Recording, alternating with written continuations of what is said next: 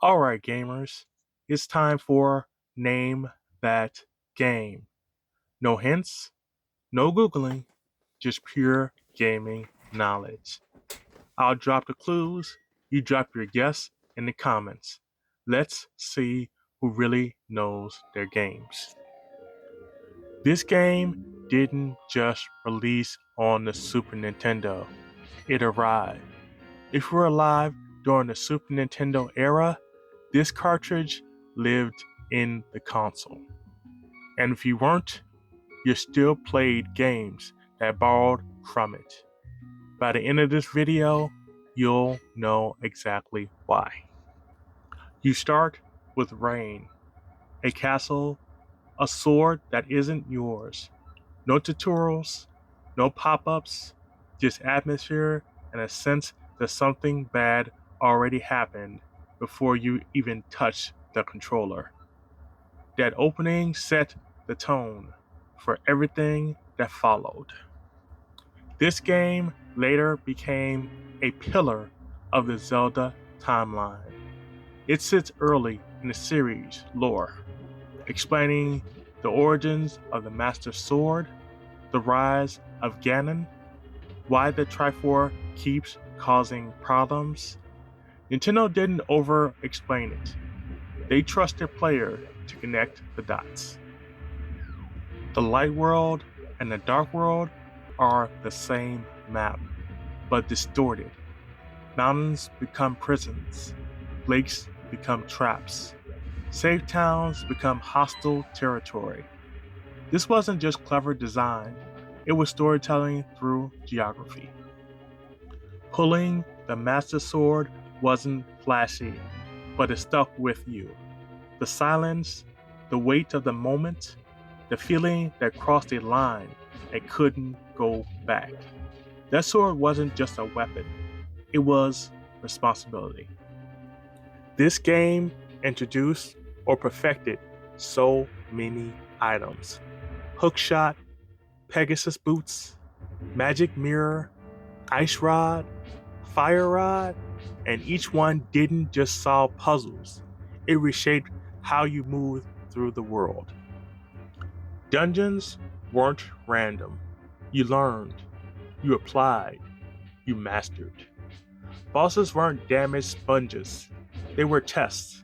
And yes, everyone panicked when the floor started falling. This game was fair, but unforgiving. Enemies pushed rushing. Health mattered. Resources mattered. And saving before a dungeon wasn't optional, it was survival. This game loved secrets. Hidden caves, bombable walls, items you missed if you didn't explore. You weren't just playing the game, you were uncovering it. Let's talk about music. The Dark World theme alone could carry an entire game. It made danger feel constant. It made progress feel earned. That soundtrack still lives rent-free in gamer brains. This game became the blueprint. Top-down Zelda, built here. Dungeon logic, built here. Item progression, built here. Even modern games still chase this balance. Alright, let's talk memories. Did you get stuck without the hammer? Did you panic in the dark world? And who else restarted the game just to hear the music again? If you guess The Legend of Zelda, A Link to the Past on the Super Nintendo, then you already know. That's real gaming knowledge, and I respect it. This game isn't remembered just because it's old. It's remembered because it set a standard. The world design, the music, the dungeons, the sense of discovery. All of it still holds up today. If this brought back memories of sitting in front of the TV, getting lost in the dark world, or finally pulling the Master Sword, go ahead and like this video. Drop a comment and tell me which dungeon, boss, or items challenged you the most.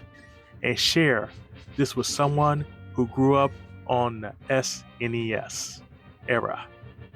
Make sure you're following the incredible underscore conundrum for more retro classics, modern favorites, deep dives, and more episodes of Name That Game.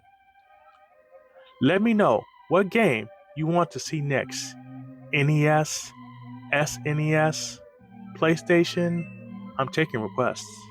But until then, until next time, game on.